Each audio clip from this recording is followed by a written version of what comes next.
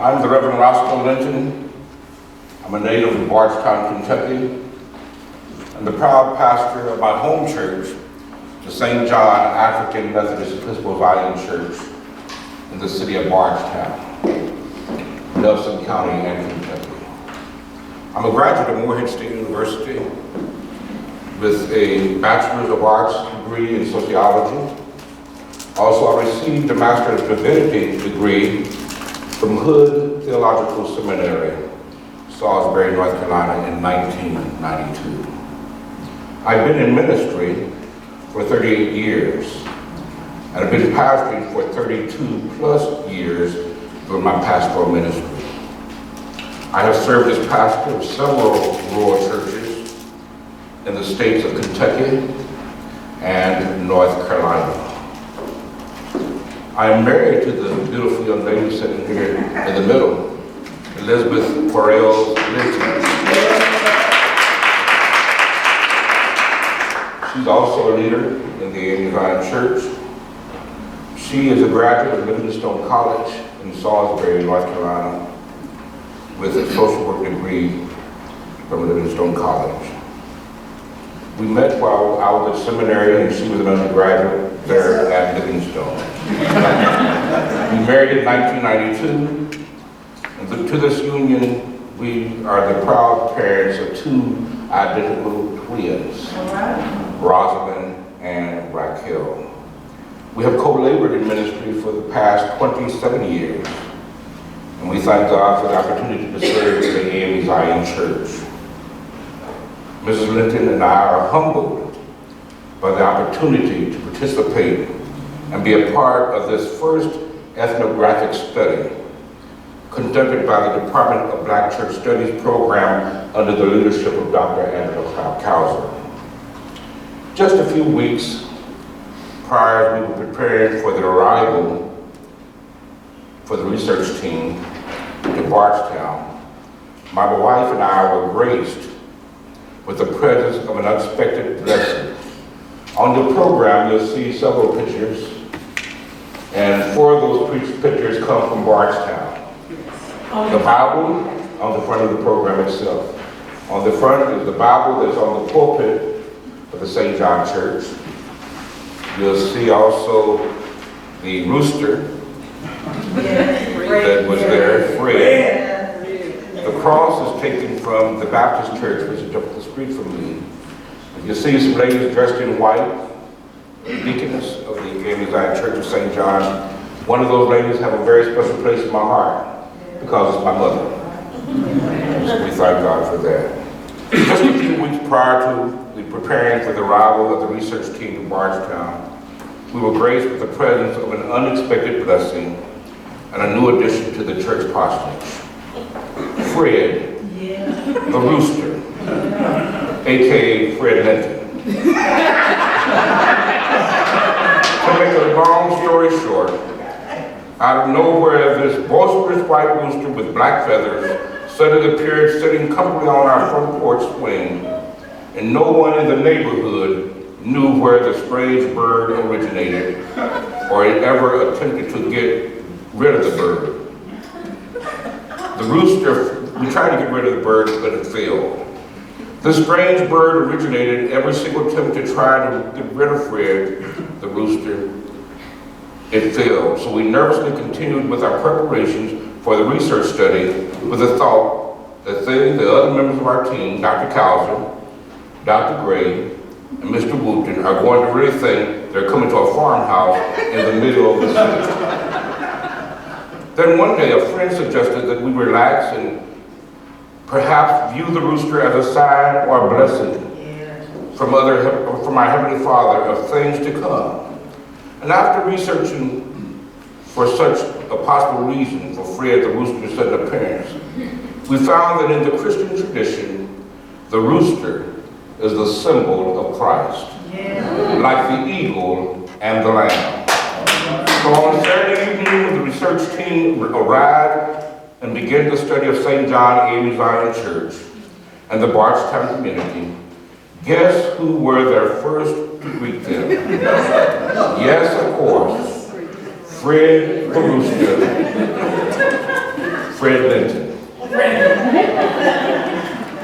At this time, we would like to share with you a brief overview, historical demographic information of the city of Bardstown, and the historical pertinent information about St. John AME Zion Church, and a summary of the interviews and observations made during the research study, and finally a brief land audit of the St. John Church and other rural churches in our area. The history of Bardstown. According to the history data, the city of Bardstown was founded in 1784 and named the county seat of Nelson County.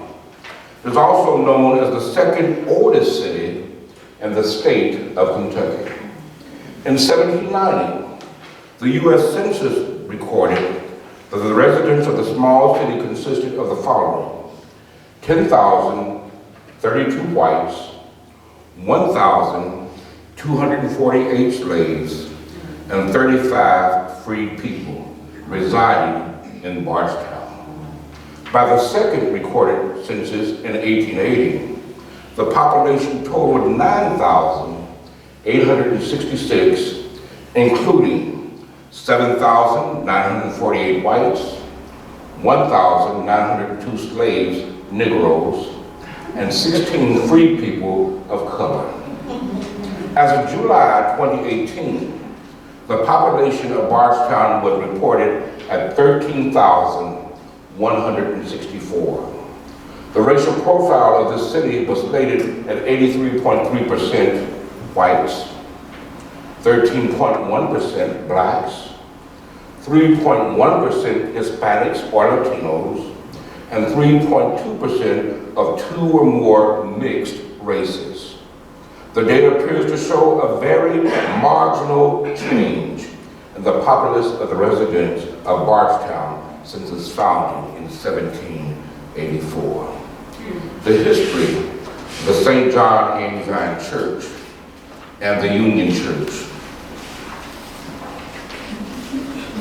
The gathering of the colored Methodists eventually came together, although the exact date has remained unknown. The African Methodist Episcopal Zion Church was founded in Brooklyn, New York in October 1796 by the Bishop James Varick and others after they left the John Street Methodist Church because of bigotry and oppressively cruel barriers that confronted them. The Spirit of the Lord led them to the establishment of Zion Chapel, which later became the mother church of Zion Methodism.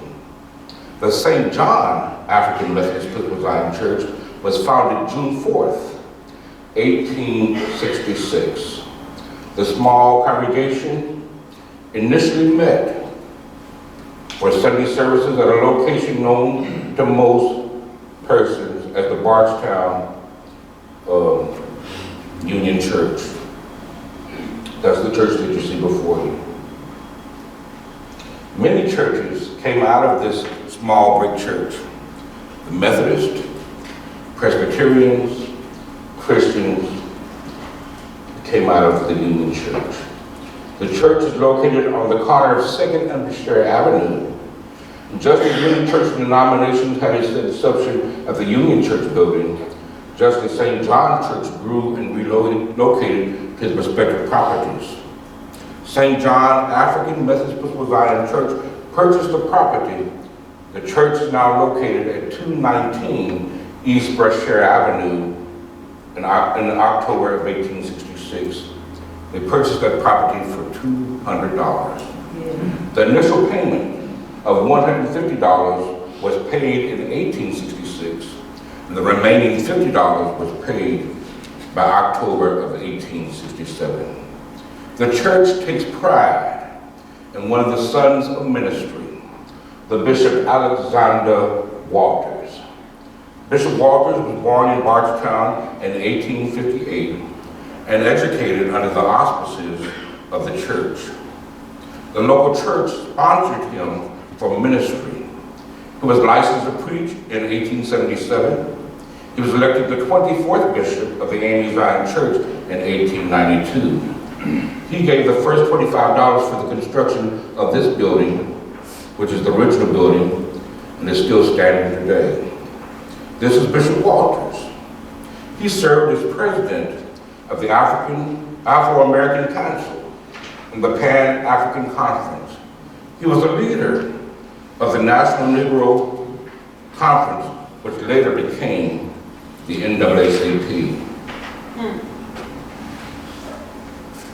There was a memorial that was placed for Bishop Walters in the 80s. He was also an author. He wrote the book, My Life and Work, Bishop Alexander Walters. Here's the questionnaire that we asked of some of the persons that were serving on the, that were involved in the research. What kind of activities do you do? What impact do those activities have in the Black community? What kinds of relationships, if any, do you have with the Bardstown churches? What kind of activities do you do? Tell me about your religious life in Bardstown. What is your current leadership position in the Church of Bardstown?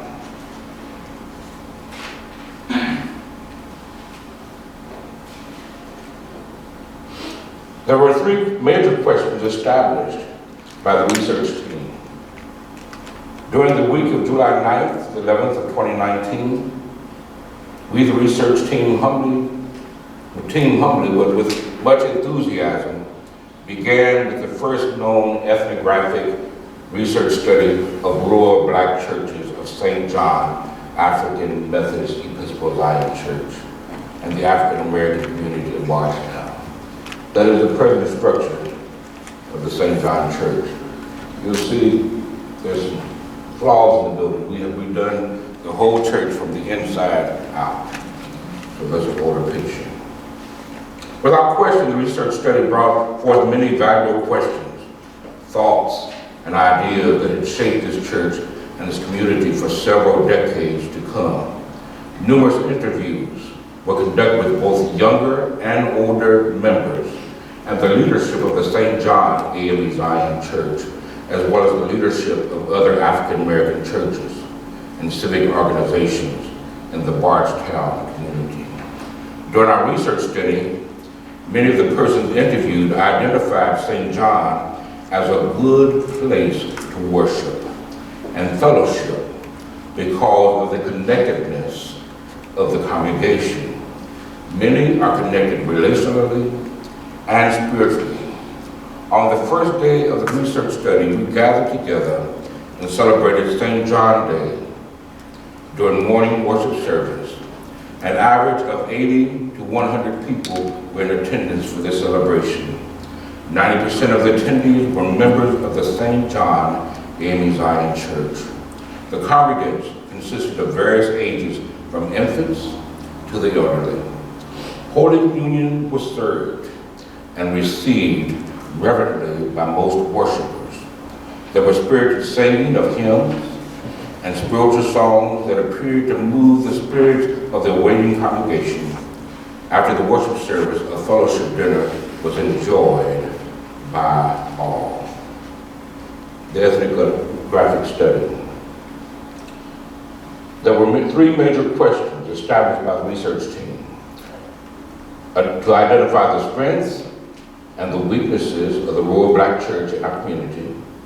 The purpose of the study tools was to collect pertinent and relevant information about the membership and its influence in the community, as well as to raise awareness of the power, importance, and functionality of St. John in the life of the Bardstown community in the 21st century. I want to tell you some of the summaries of major questions. Community leaders from other organizations said that St. John had been a bedrock of the community. They feel that St. John has great impact of the community, and some feel that Bardstown has a great job of opportunities for those who want to work. Many feel It's very hard to reach the millennials in church, as well as civic organizations. The laity of the church have close relationship with the church and the community. They feel that their spiritual growth and their development were largely because of St. John Church.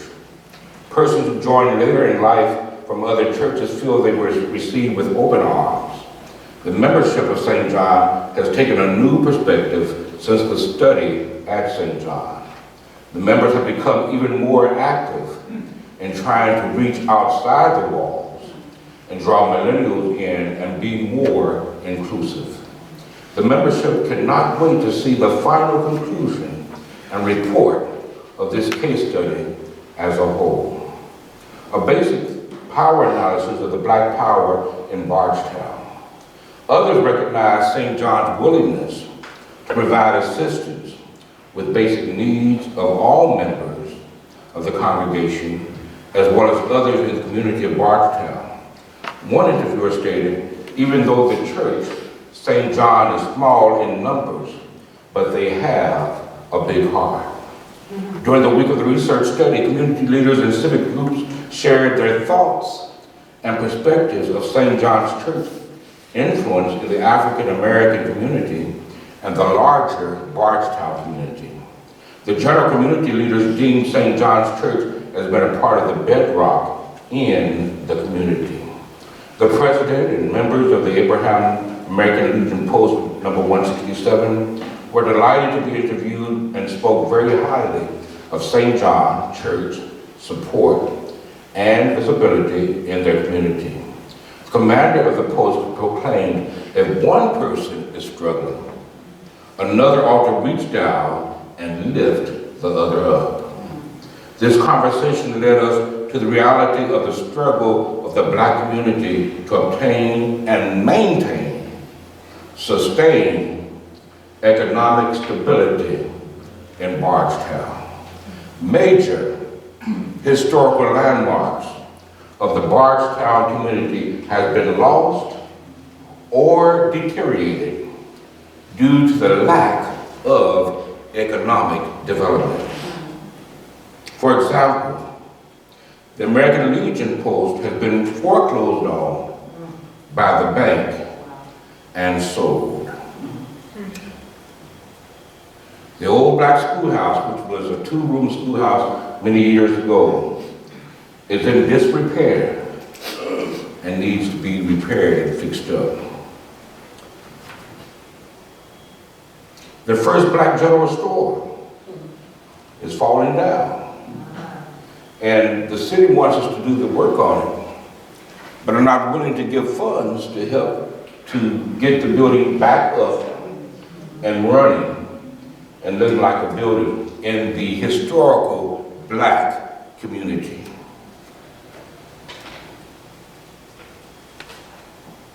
The Masonic Hall in Order of Eastern Star Lodge is in need of repair, but also enlargement. The former mayor stated that there are opportunities to grow and develop in the city of Bardstown. The city of Bardstown is growing and progressing, but like so many other areas, there are parts of African American life we have a tendency to forget where we come from. We forget the history. We forget the struggles. The millennials and the children of today really do not know of the struggles many had to go through to get to where we are today. The pastor and the members of the St. John were instrumental in reestablishing a charter and reorganization of the NAACP. The local NAACP chapter has been recognized and are conducting monthly meetings to raise awareness of social and economic disparities in our community. In conclusion, we must organize and collaborate with the church, civic organizations, and power brokers in order to revitalize economic power in the Black community, as well as social justice and equality. Land audit summary. The land audit is to help you find out how much economic power you have as a black community. Not only can you speak to power, but you can sit down at the table and negotiate with the powers that be. We as black churches do not realize how much power we have in our communities. Here's a land audit of the churches. The St. John AME Zion Church owns 3 parcels of land. The St. John AME Zion Church is located at 119 East Brashear. It has 0.60 acres.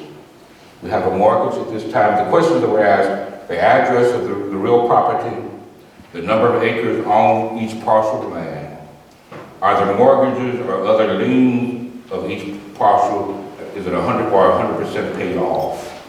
Are the properties developed, i.e. building infrastructure, so which properties?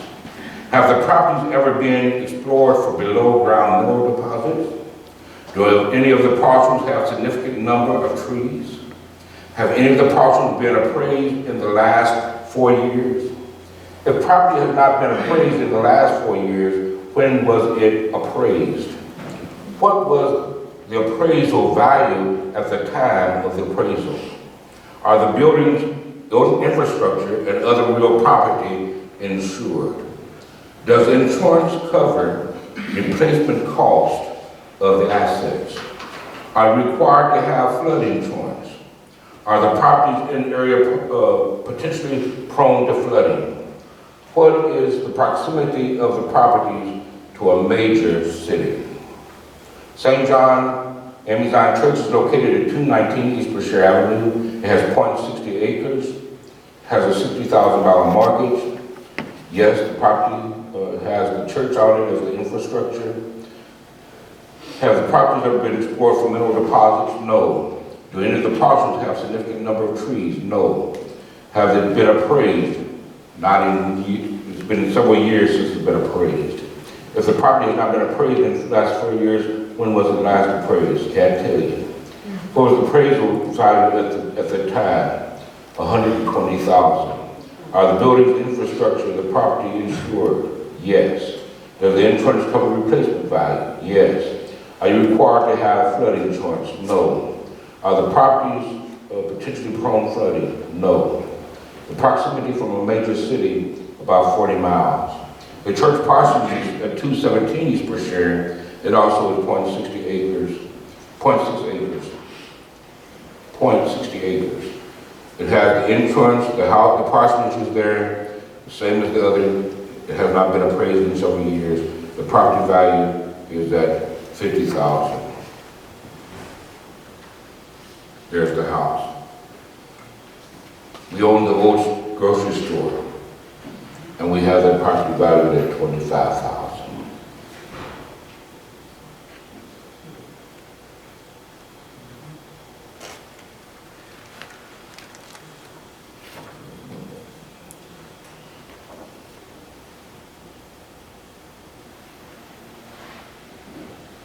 The First Baptist Church.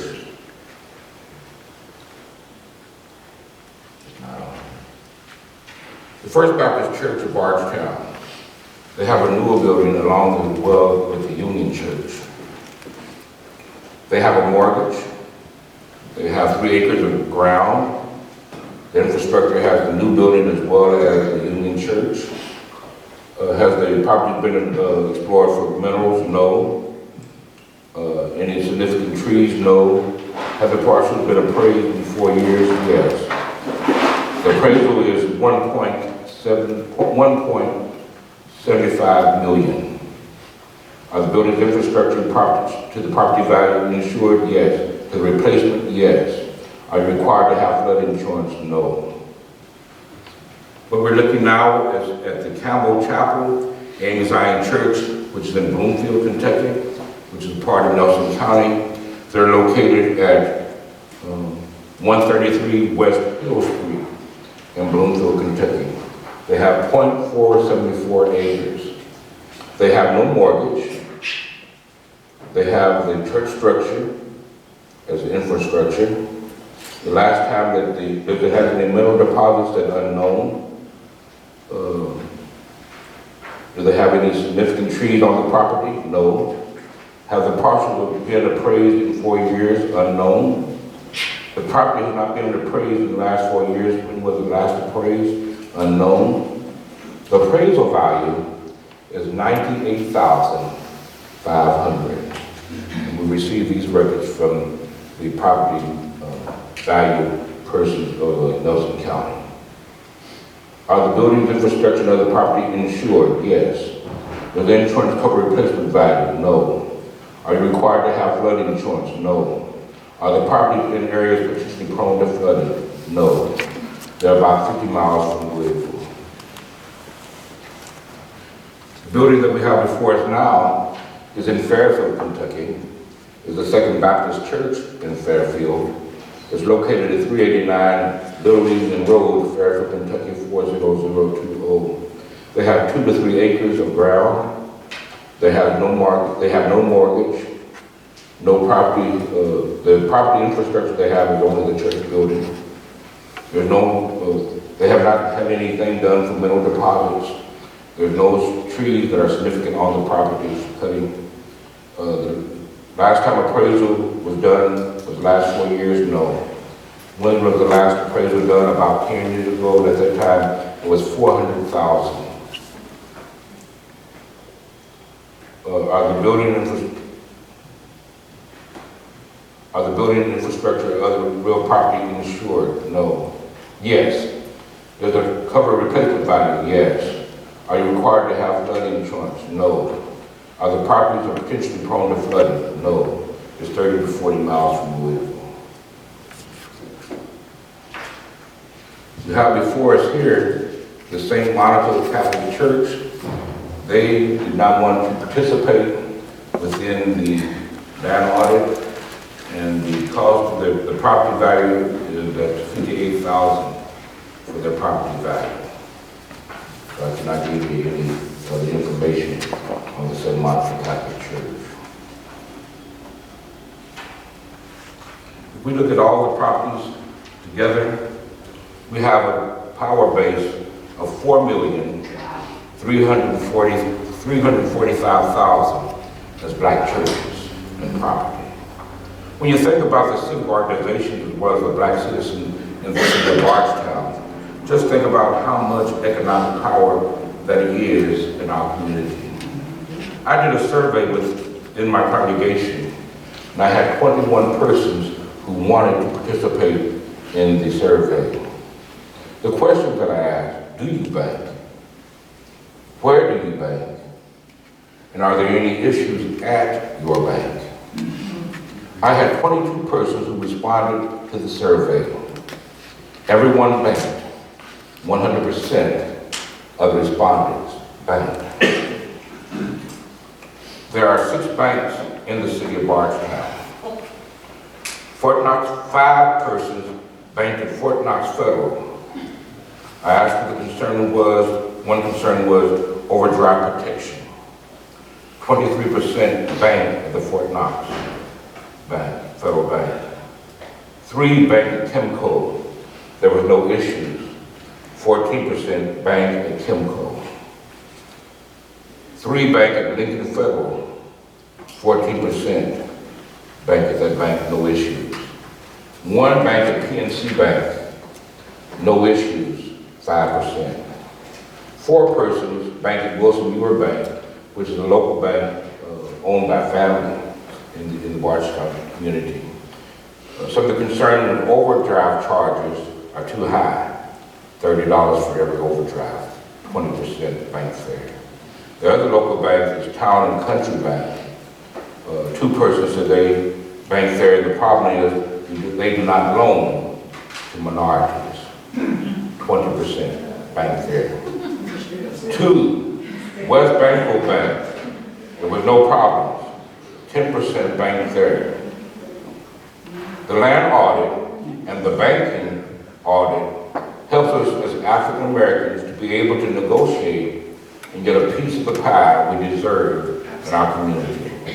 If you have land, you have the assets that can be used and left as leverage to negotiate with the business and government for concrete improvements and changes in the quality of life of your community. Through this land audit, it has caused many congregations to look at through this land audit, it has caused my congregation to look at having our property appraised for the property value, to make sure we have the proper coverage to rebuild if something was to happen to our property. Thank you for listening to me on today, and your questions and comments are welcome at this time.